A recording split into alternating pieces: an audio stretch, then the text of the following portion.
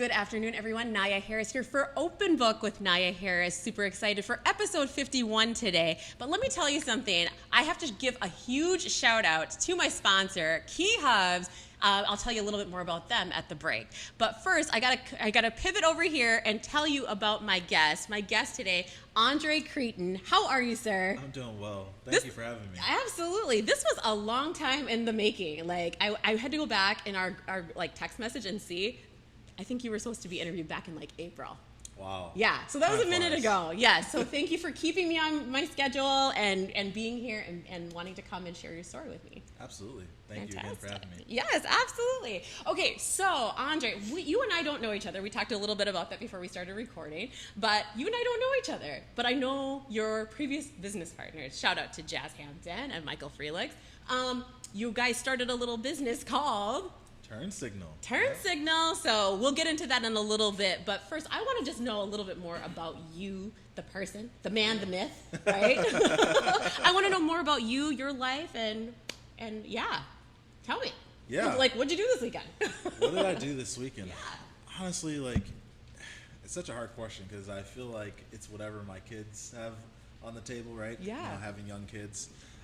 Played outside on Saturday. Yes, it was gorgeous. Finally bought my son some cones. So he's 4 years old, but he's now starting to get into sports. So really just trying to, get him acclimated to like doing agility and like getting used to running and some of those things, right?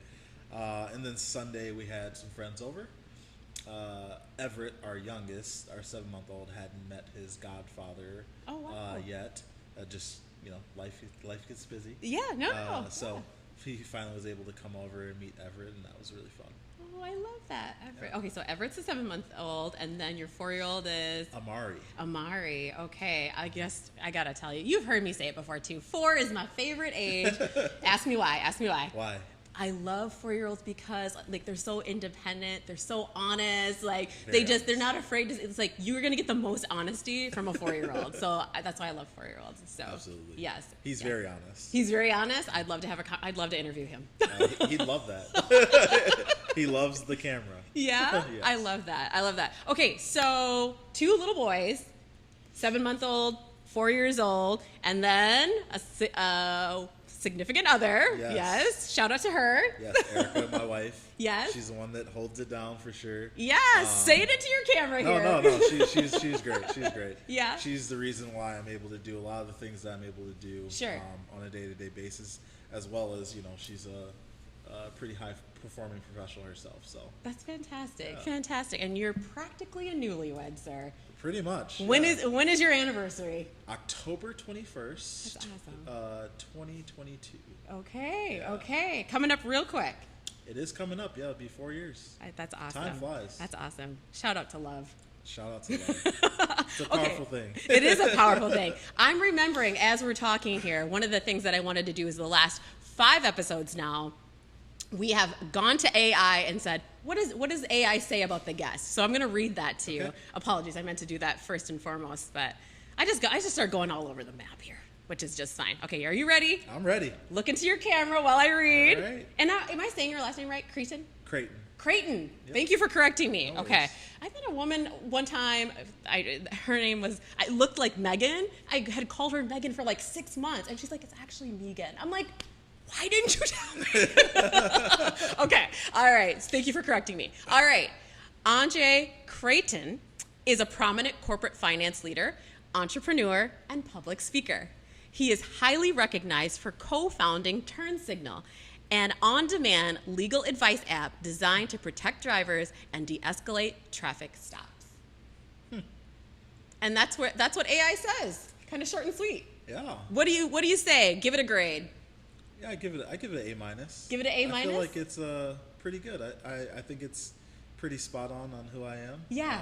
Why not professionally? An A? Why not an A? Because I think I mean, obviously wouldn't know much about me personally, but I think I don't see myself as defined solely on my professional accolades. Like who I am personally is much more important than my professional work. Okay. Well, I love that you said that because that brings me to my next question. Who are you, Andre? Who are you? When people say that, or when people would think, Who is he, or how would close friends describe you? Who are you? Yeah, I think someone that cares deeply about my family. Obviously, my wife, my 2 kids. Yeah. You know, my parents, that immediate family. But then also, you know, someone that likes to build community. I spent over a decade coaching high school football. Okay. Was a head coach for a while as well as doing my full-time role. And in my opinion, that work was the most important work prior to having a family. Sure. Because I had, you know, hundreds of kids that I've mentored and nurtured through whatever they're doing now, right? Yeah. Hopefully, you know, some of them are, you know, just graduating college. Some of them are past college and now having kids and married. Like, so just seeing the breadth of that, you know, having started that back when I was like 23 years old. Yeah. Fresh out of college is really cool to see. Young guy then. Yeah. Young guy coaching. Okay, so a couple questions I have there. One, did you play football at all? I did. You did. Okay. Yep. I played football in college, Okay. all 4 years. Played what I like to tell people, I played receiver about 40 pounds ago. Okay. So, you know, clearly the desk job didn't serve me very well. Okay. But it happens. It's life. Yeah, it's life. it happens. It Yeah. happens. But I did run 2 miles yesterday. So, Hey, so, all right. High yeah, five to that. yeah. High five to that. So I'm working on it. So you're trying to get down 40 I'm pounds? trying to get down. Okay. I believe in you. I believe in you. Please, thank you. I need that. I need that good energy in the world. Well, you mentioned the kids and like you know, that some of them have gotten married and, you know, jobs and all of that. So you've stayed in touch with these kids that you've mentored and coached. What does that feel like to see them like kind of on the other side, right? You watch them grow essentially. Yeah, no, it feels amazing. Just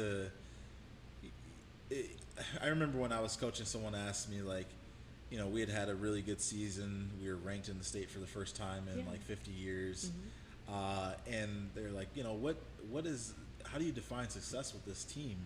And, you know, my thought was that while we're winning games, success is like when these individuals go out and they're good husbands, when they are good citizens in the world and doing the things that you're supposed to do as a citizen here in the U.S. and some of those things.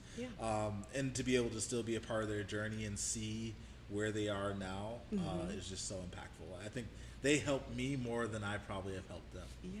Oh, I love that. I love that. Because, okay, so you know, like the phrase, it takes a village, right?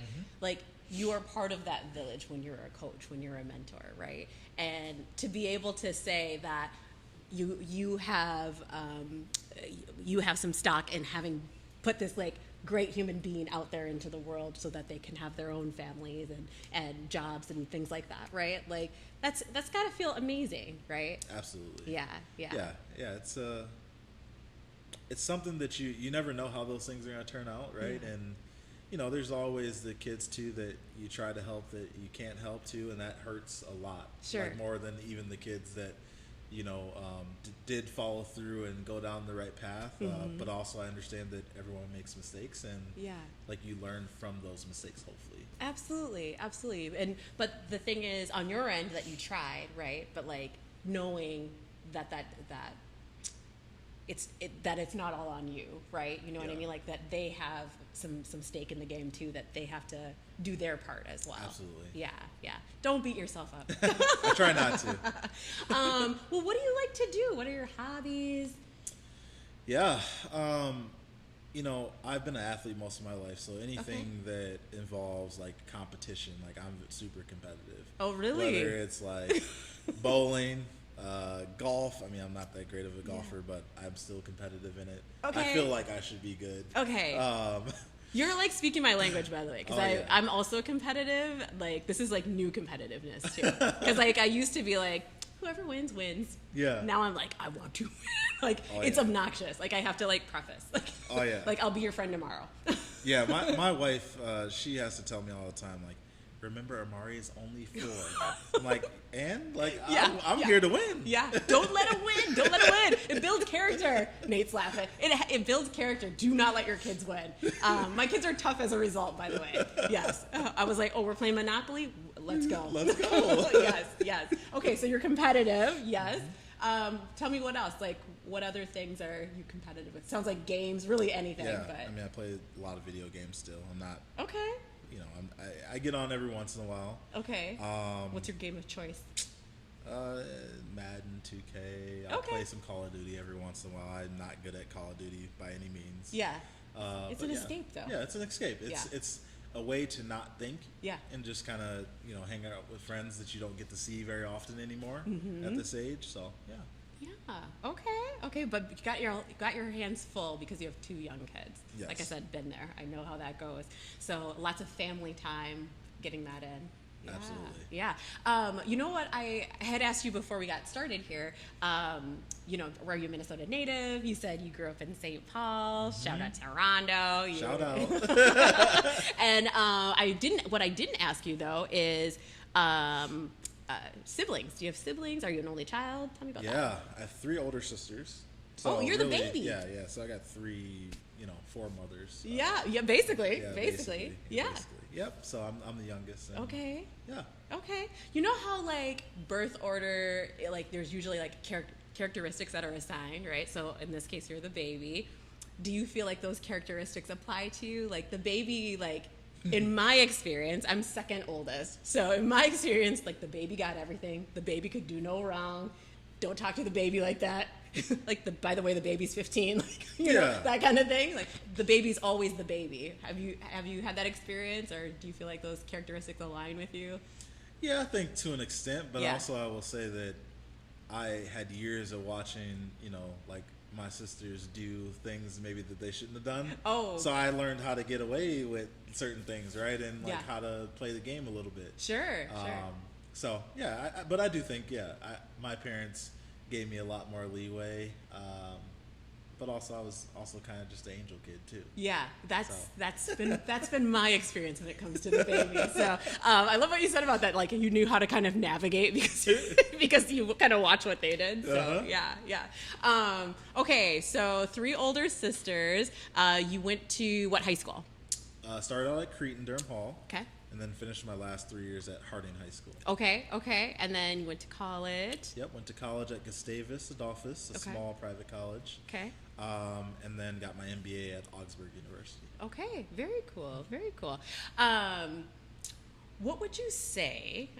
Because you played high school football as well, and then college football. You said all 4 years. What would you say is your biggest kind of life lesson when it comes to having played sports? Like, and what I'm referring to is like the whole team mentality and like there's no I in team, that kind of thing. What's been your biggest lesson? I think clarity on expectations. Like I always wanted people whenever I was playing sports to know what they could expect from me. Okay. And like the things that you can control, like I'm going to show up on time. Sure. I'm going to be at practice all the time.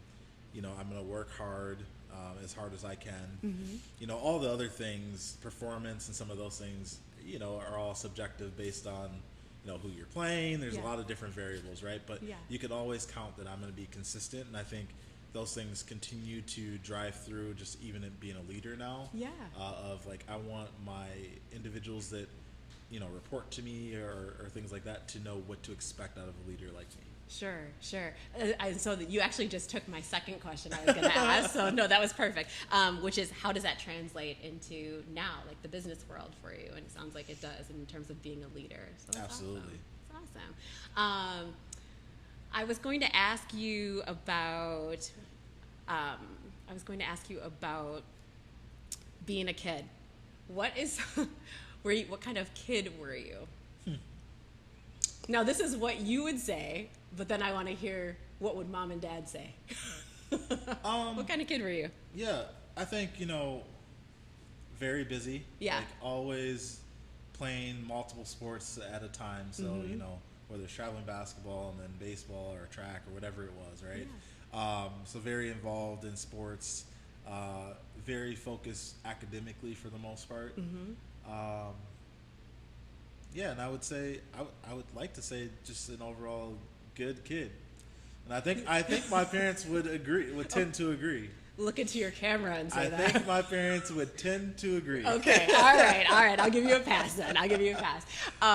No, that's amazing. That's good. So just kept busy, and you were overall a good kid. So Yeah. that's wonderful. That's wonderful. Didn't give him a whole lot of headache. No, I mean, there were definitely early on in my life were times where, I would get suspended or for just silly things like clearly boredom. Like, Okay. Andre flooded the urinal or something, or Andre did like silly things like that, like nothing that was like harmful to society type of ordeals. Sure. Yeah. Okay. All right. We'll give you a pass. Yeah. We'll give you a pass.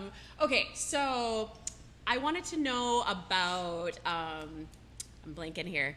And that's the beauty of old age. It comes. It's like, oh, I had a question. Oh, it's gone. No, I know. I had asked you before we got started. What's something that would surprise people? And you shared a really interesting story. Share that with folks. Yeah. So what surprised a lot of people is I grew up with a cabin. I think, that's not something that is. It's something that's believed to be very privileged. So like a lot of folks that look like myself and yourself don't necessarily have those opportunities. Sure. But my grandfather built a cabin along with his friend Albie about 2 hours from the cities in Crosby, Minnesota, just a little bit before Brainerd. And we would spend our weekends there. It was our escape from like Rondo. Like we loved being in the Rondo community, and also we really loved going up to our cabin where it was quiet and you could hear the mosquitoes, and you could, you could hear the boats roaring down the lake, right, and things like that. So it was very pleasant. Yeah, I just thought that was an amazing story, and just the little tidbit that you had said about that the neighbor also had the cabin right next door, right, and so it was like a family affair. You know? So. Yeah, it was. The neighbor in the cities had a cabin right next door to us up at the lake. So it was, truly a family affair. Yeah. You mentioned another thing: lakes, boats. Did you have a boat too? Yes, I still do. Oh, you still do? I still do. Yeah. Okay. All right. So you're what's that called? Like a boatsman? I don't know. What is that? Fisherman. A fisherman.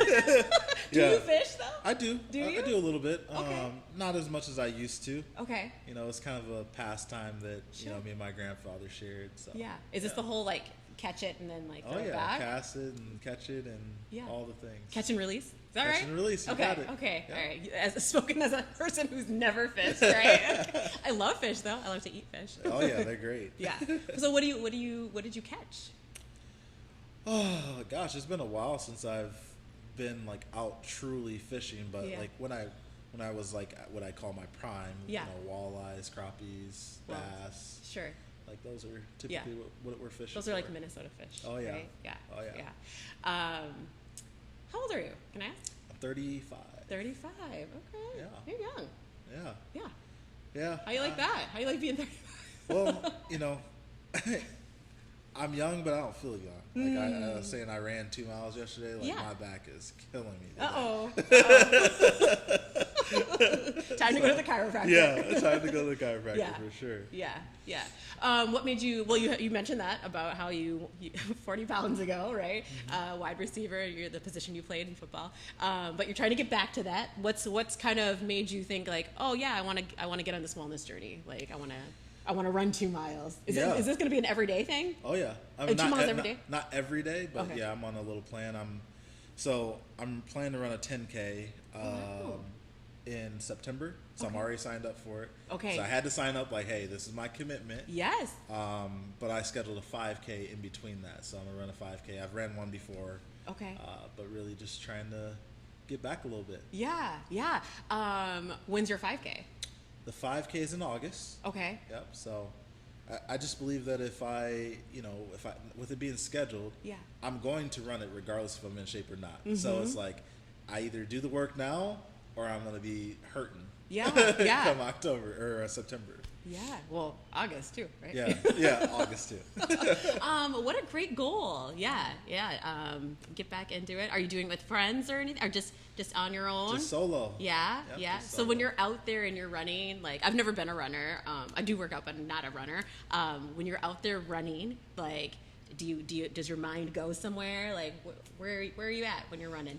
You got music in, a podcast? Yeah, podcast, music. I mean, those are typically the things I'm listening to. Sure. I really just think it's a time for me to really not think too. Sure. Right, because I feel like I spend a lot of my day thinking and being analytical, and this is kind of my space to just like be free. Yeah. I've heard that before, like how sometimes like people, like if they bike or run or walk or whatever, that like they just zone out, So I like what you said. Just it's your time to not think, I also want to say this: you're at an advantage as a former athlete. You already know what it takes to get back to whatever shape you want to be in, right? So you're at an advantage over other people who are on similar journeys, and it's not easy. It is not easy. So yeah, absolutely. Yeah. I think at an advantage, and what I tell people is it's also a little bit of a struggle, because when you've been an athlete and you've like had to like compete at that level, you want to be back at that level. So then you think, hey, I'm just going to go as hard as I can because that's what I've known. Right. And then you're like really sore for days and you don't do anything for days. Yeah. So I'm really trying to reinvent myself and find that balance. Sure. Well, that'll take some time, but as long as you're not about to play football again, you don't have to go as hard, right? Sure. Like I said, it's a journey and it's hard, right? Like to get up and. Are you a morning workout person or a evening workout person? More like midday. Yeah. You got to just find that rhythm. So Absolutely. I'm early morning. 3:30 in the morning. Really? Yeah. Oh man. But I go to bed early, like you're similar to your wife, like 7:30, 7:30. Okay. Yeah. Yep. 7:30 in the bed. I may not be asleep, but like by 8, I'm definitely asleep. But I want to be in the bed, like winding down. Wow. Yeah. It's a commitment. I respect people that can do that. I just can't. Yeah. Sometimes the people are like, that's crazy, whatever. And I'm like, but I'm in the gym with like 8 or 9 other people who come at the exact same time, right? So I'm like, I'm clearly not the only one, too. Right. So yeah. Everybody has to find their rhythm, too. So yeah. Okay, so I think I'm trying to remember like what stuff I asked you before and then after. Full disclosure, Andre and I, we didn't know each other. I knew your partners better than I knew you. So it was really fantastic for me to be able to just connect with you. And do you even remember how we connected? Yeah, B3, I believe. Yeah. You had come to a meeting, and I think I caught you like on your way out. I was like, hey, I'd love to connect with you. So yeah. What did you think of your time there? Oh, I thought it was great. B3? I think any time that you can get people, underrepresented business owners in the same space to really just be able to connect, that's important. So. Yep. And there's no shortage of networking in the Twin Cities, as you know, and B3 is just a little bit different. I'm biased, of course, too, but it's a little bit different because I feel like it's much more intentional than any other networking that I've been to anyway. So I agree. Yeah. Well, are you going to stay with me? I got more questions. Sure. You gonna stay with me? Yeah. Okay, fantastic. Well, we are gonna take a quick little break. I'm gonna share a little bit more about our sponsor, Key Hubs. Don't go away. You don't want to miss the second half. Thanks. Huge shout out to our sponsor this week, Key Hubs. Now, if you don't know a whole lot about Key Hubs, listen up. Key Hubs, patented software and services, map human connectedness and create awareness to self and others. To increase employee retention, satisfaction, and drive revenue.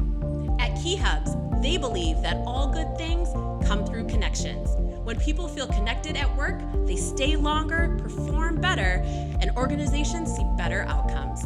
By mapping human networks, they uncover who is really connected and who is isolated, empowering leaders to foster collaboration, bridge gaps, and create an inclusive environment where everyone thrives. At Key Hubs, they make human connectedness visible, actionable, and central to driving success. That's Key Hubs. For more information on Key Hubs, go to keyhubs.com. All right, we are back with my guest, Andre Creighton. I said that right now? I did? Okay, names are really important to me, so I always want to make sure I say names correctly.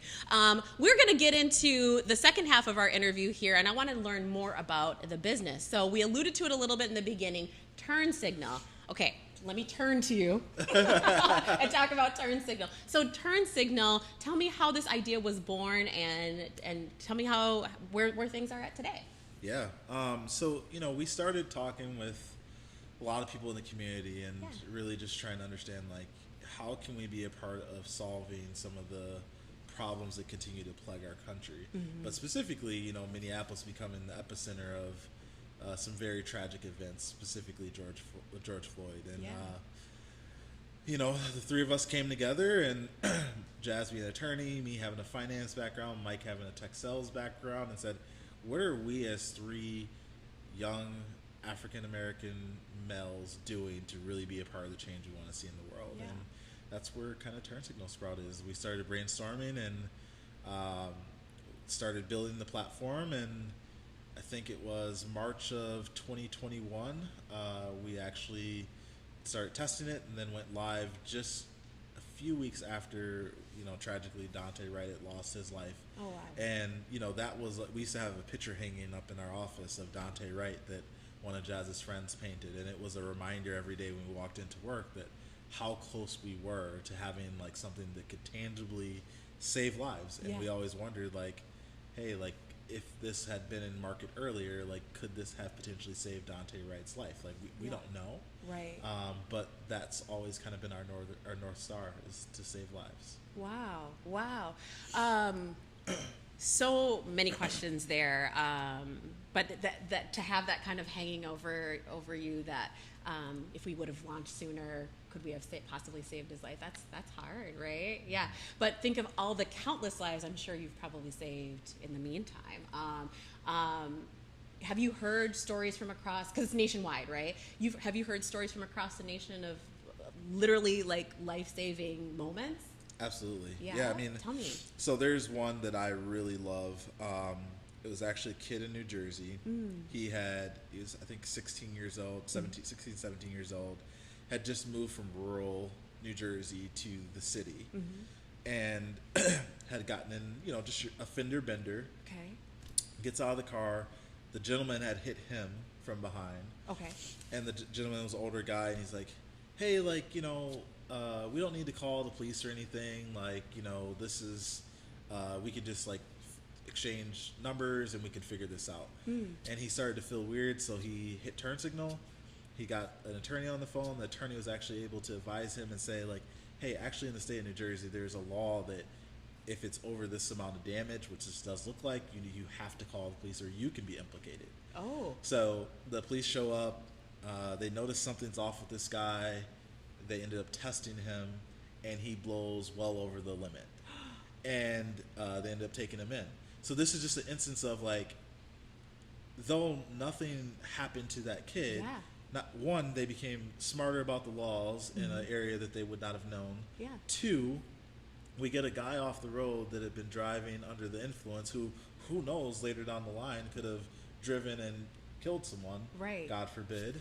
But yeah, it's just, we get these stories every once in a while of hearing just how it has changed a lot of individuals, and also, I'll say, law enforcement as well. So we worked with law enforcement quite a bit early on when we were rolling this out. We wanted them to say, hey, when you see a Turn Signal bumper sticker, you should approach that car differently than you approach any other car, because you know that there's an attorney there that's going to keep both sides accountable.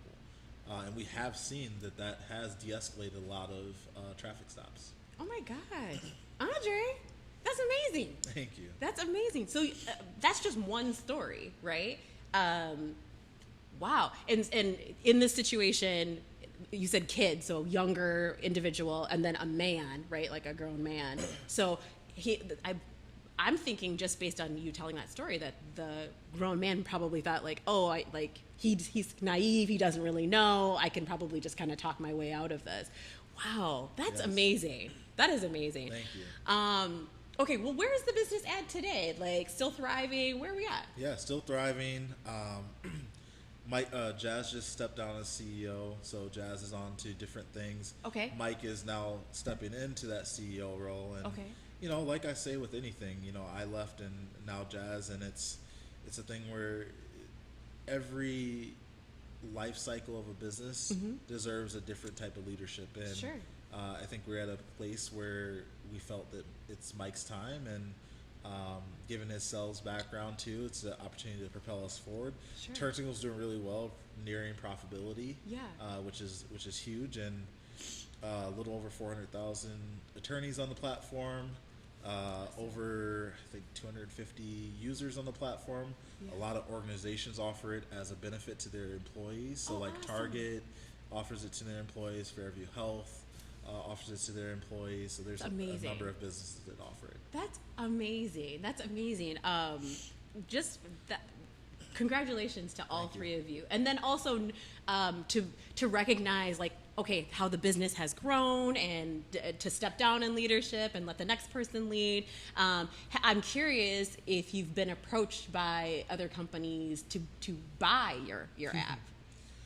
Yeah, I think there's always people reaching out, whether it's PE or like, asking like, hey, are you guys looking to sell? But not real conversations yet, right? Because they haven't really looked under the hood to see like, hey, like what does profitability look like and all the metrics and et cetera, right? Yes. I think that we're still a ways away, okay.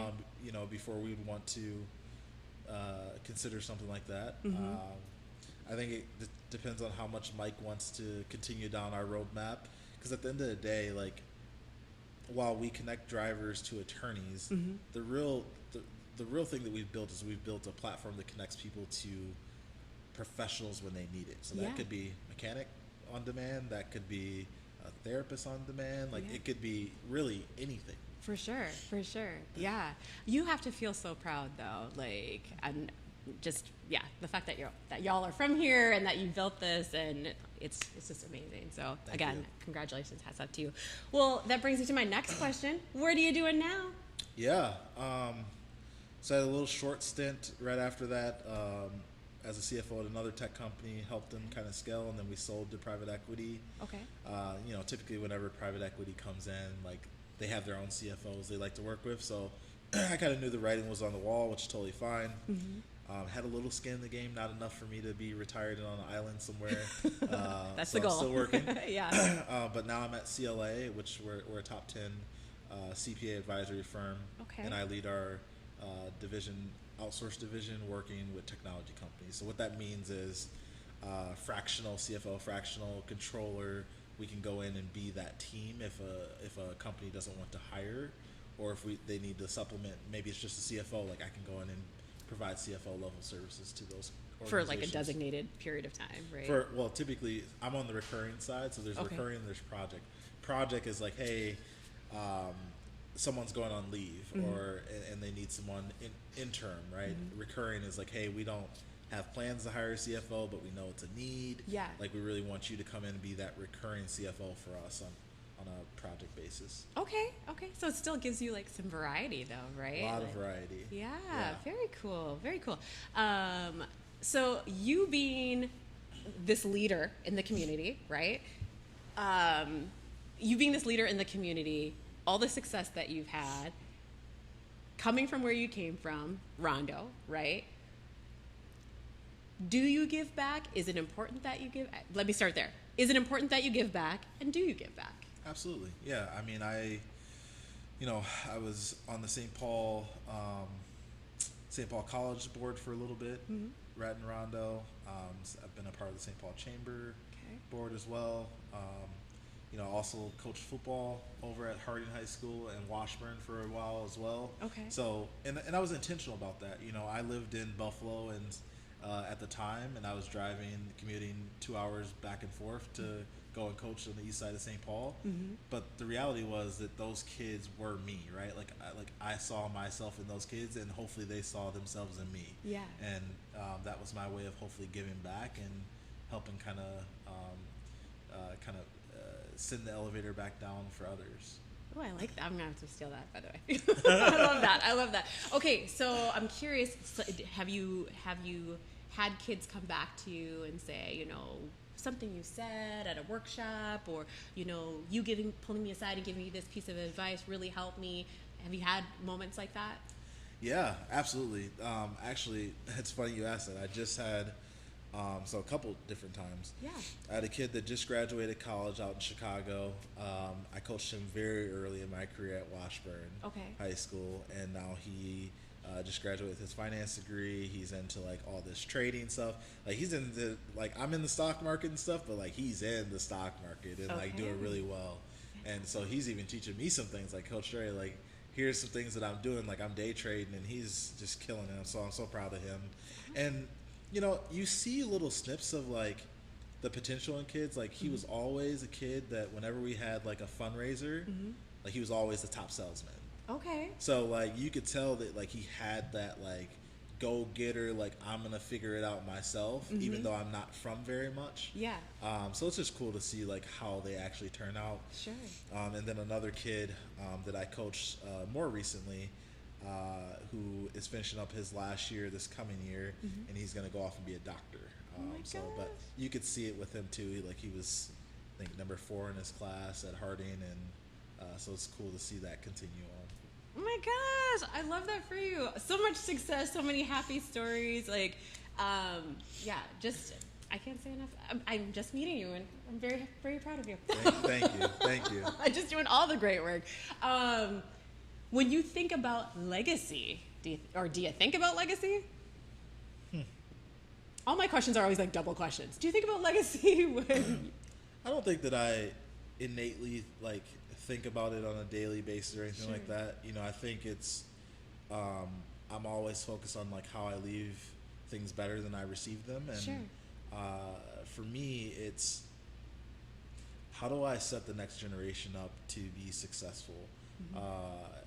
You know, my parents always told me that they were very blue collar and, you know, for the most part lived paycheck to paycheck, but they worked extremely hard to get where we got, and they always said, hey, we always want our family to do just a little bit better. So those are things that I continue to think about, is like, how can I set my kids up to do a little bit better? And I carry that through with the kids that I mentor or meet, is like, how do I set them up and give them the tools for them to just do a little bit better? Yeah. While you may not be thinking directly about legacy, I think like the legacy is clearly there, right? Like this is what you're going to leave behind, and that's amazing. Just to see that from particularly Black men, right? Just all three of you, what you're doing, but I'm talking with you here today. How amazing that really is. So just want to give you your flowers right now. I appreciate that. Yeah. One of my favorite questions to ask people is, what's giving you life? What's giving you joy right now? What's giving you life? What's giving you joy? I mean, there's a lot of things that are giving me life and joy. I think obviously my family, you know, my wife and kids, that's my joy every single day. But then I think, you know, from a work perspective, I have one of the best jobs in the world. I get to work with entrepreneurs every single day. I get to work with the visionaries that just might need a little help. Figure out, how do I bring my financial picture into fold? And can you help me tell that story better? Whether that's to investors, whether that's to customers, whether that's to my internal team, whether it's marketing, sales, whatever it may be. And I get to be a piece of that to help really them tell that story better. So I'm just very fortunate to have that opportunity. That's awesome. Do you think that, actually, how do I want to phrase this? Do you need for anything right now? Do you want for anything right now? Well, I guess wants and needs are two different things, right? But yeah, you know, I think that I always want to, you know, continue to progress in my career. So, you know, there's things at CLA that I am particularly curious about, right? Making it hopefully to partner and or principal. That's kind of like the next feat for me. But I know there's a lot of work that has to happen in between there. So I focus a lot on trying to help bring businesses into the firm, whether it's they need outsourcing work or tax or audit or whatever it may be. Could be wealth management. So always in need of introductions, referrals to business owners that could use my expertise. And if it's not my expertise, how can I help connect them with someone that has that expertise. Okay. I view myself as a connector. Okay, I do too. I'm Love a connector that. too. Okay, so that's under the want or the need category. That's need. I would say, yeah, more of a want. Oh, more of a I want? would say more of a want. What's a need then? What do you need right now? Um,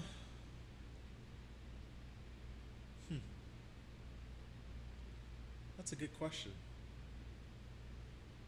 And if it's nothing, I think it's I okay. think more time. More time. More time. Yeah. I need to figure out how to find more time. More time with family. More time. Being able to do more business development. More time. More time. So that's a tough one, right? Because Yeah. we all get the same 24 hours in a day, but it's how you structure it, right? Uh-huh. So, I will give you some unsolicited advice, just because I have teenagers right now, and that's a whole nother ballgame. But I remember very distinctly when they were 2 and 4, and I was at the grocery store, and I was clearly overwhelmed, right? And my husband was at work, and I was trying to just like put the groceries in the cart. One's crying, one's like pulling on me or whatnot, and the woman next to me says, they're only little for a little while. This time goes so fast. That's all she said. She had her groceries, she walked off. And I mean, it was one of those moments where it was like, I'll never forget that. And she's absolutely right, because now both my kids are getting ready to be in high school, 9th and 11th grade in the fall. And so that is my advice to you, sir, is like, they're only little for a little bit. Enjoy that time. I love that. Yeah. I love that. So, I know you didn't ask for it, but. No, I take all advice. Yeah? All right, do you? Well, just a true delight to meet with you, talk with you today, and get to know you a little bit better. For the longest time, you were the one that I didn't know, like, of the 3 partners. Like, because, again, Jazz and Michael were in the Sankofa program, so I would see them, right? And I'm like, I don't know him. Yeah. And even the work I would do with my very own bed, I was there in the building, like, across the hall from you guys. I'm like, I know he's there. So it was nice to be able to just connect with you. I'm glad you made it into B3 that day and that we were able to make that connection. And now we know each other. So Absolutely. Thank you, so sir. much for having me. Yeah, absolutely.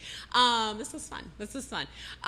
You have been watching, being a part of, listening to Open Book with Nyia Harris, and I want to thank everybody who's been a part of this journey. Nate, my podcast editor, of course, my guest today, Andre. Just everybody who has liked, supported, and followed the channel. I cannot do it without you. I say it all the time. So thank you so much. But I have to thank one other special person, and that is, or one other special group, which is my sponsor, Key Hubs. Check them out, keyhubs.com. They are amazing, fantastic people. And I appreciate you guys. Have a great day. Thank you.